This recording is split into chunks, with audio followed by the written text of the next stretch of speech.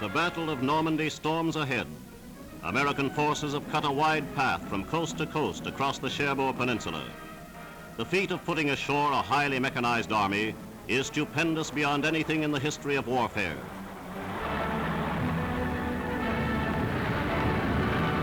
American troops stream to the battlefield. Fleets of tanks and guns and transport of all kind continue to pour across the Channel, virtually unmolested. The conquest of Cherbourg Peninsula is up to the highest expectations. Huge pontoons help swarms of trucks move to their assignments ashore.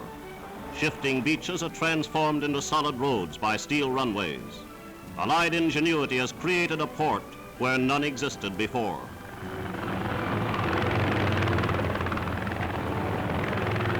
German prisoners stream to the beaches, bewildered, hopelessly depressed men. This is the March upon Britain, version 1944.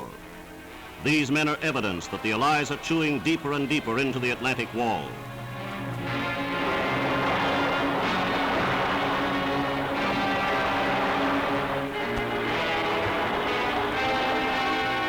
Those highly touted defenses are now a mockery to the Nazi generals who conceived them and to the German newsreels which released these pictures.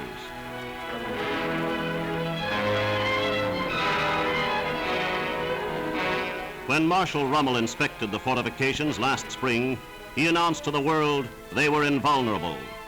Following his complete defeat in Africa, Rommel strutted about the concrete emplacements.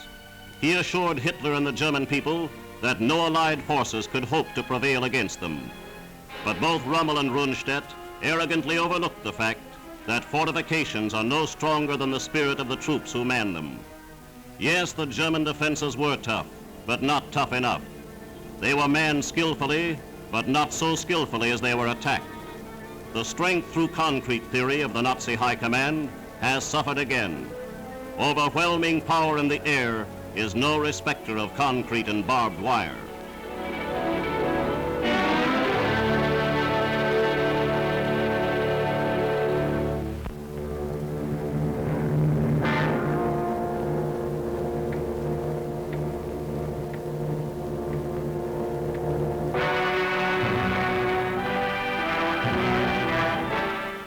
The coastal batteries of the Atlantic Wall were silenced during the early stages of the Great Offensive.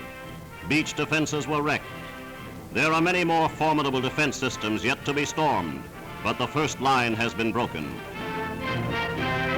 After 4 years, the Allies have secured themselves on the soil of France. As the American War Secretary said, "We are here to stay until France is liberated and Germany defeated." Into the Normandy countryside, the troops of freedom-loving nations march against the forces of tyranny. The faces of liberated Frenchmen tell their own stories.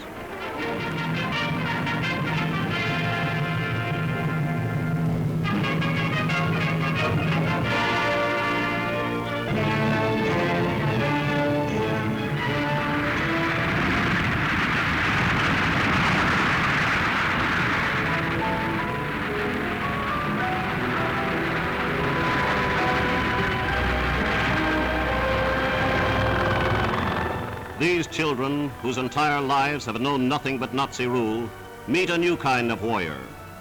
Yet the Normandy people had not felt German oppression at its worst. It was here the Germans rested their troops after their mauling in Russia.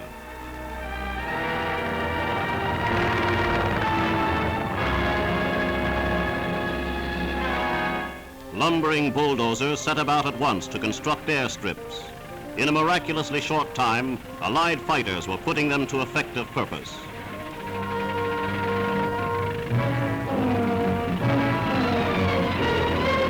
This is not the first time in history the French peasant has reaped his crops from the battlefields on all sides.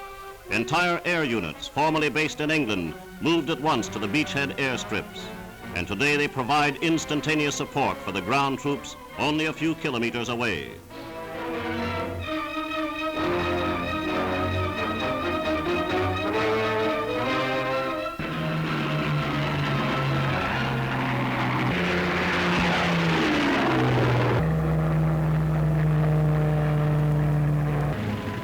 One of the first soldiers to land on the fields was the Allied Supreme Commander, General Eisenhower.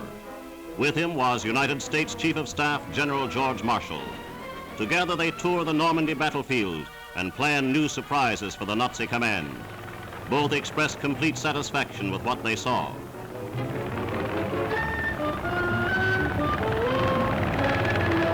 To the eye of the layman, these gliders appear hopeless wrecks, but they've performed their job and performed it well. This is not German damage. The fuselage is detachable to disembark men and heavy equipment in record time. Someday the full story of the service of the airborne troops behind the German lines will be told. It will be an heroic story. Batteries of Allied big guns take up their powerful duties.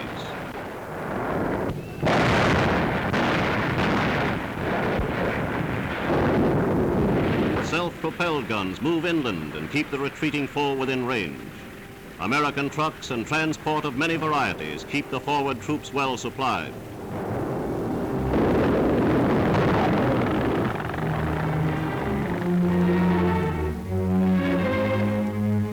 Friend and foe alike are given expert medical care at frontline first aid stations. Germany has forced the men of many races to fight her battles. Thanks to modern medical science, 99% of the wounded in France have lived. American nurses treat the injured behind the lines. The first 10 days of the battle claimed 16,000 American casualties, over 3,000 of them killed. Fighter planes have given the enemy no rest. They strike relentlessly, carrying their onslaught deep into the Nazi communication system. Trains and staff cars, tanks, gun batteries, and ammunition dumps are picked out with amazing accuracy.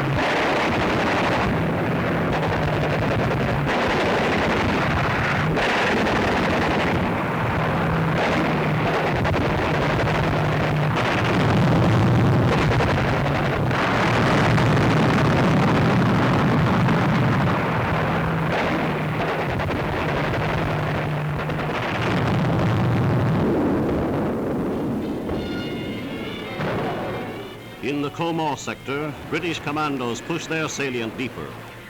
As these pictures were made, United Nations troops held firm to 600 square miles of Western Europe.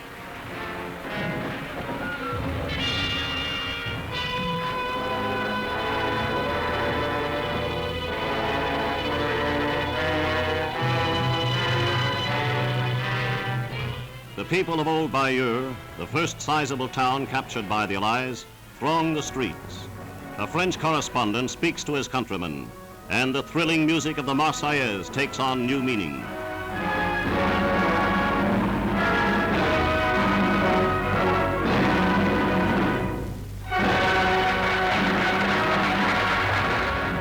Deliverance has come so suddenly to these people, they are slow to realize the nightmare of occupation is over.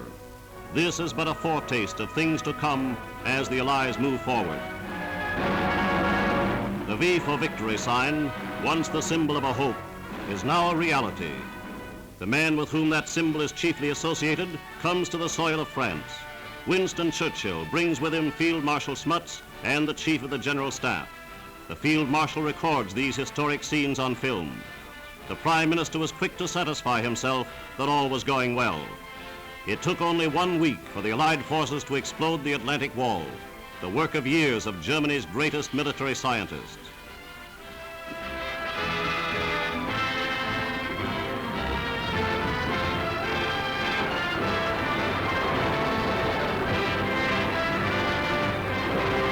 The Prime Minister and his party returned to an Allied destroyer, returned with complete confidence of still greater victories to come.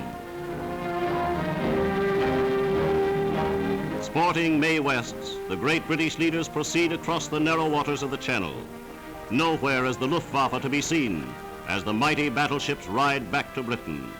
Here is impressive evidence of United Nations sea power moving at will, free of enemy challenge.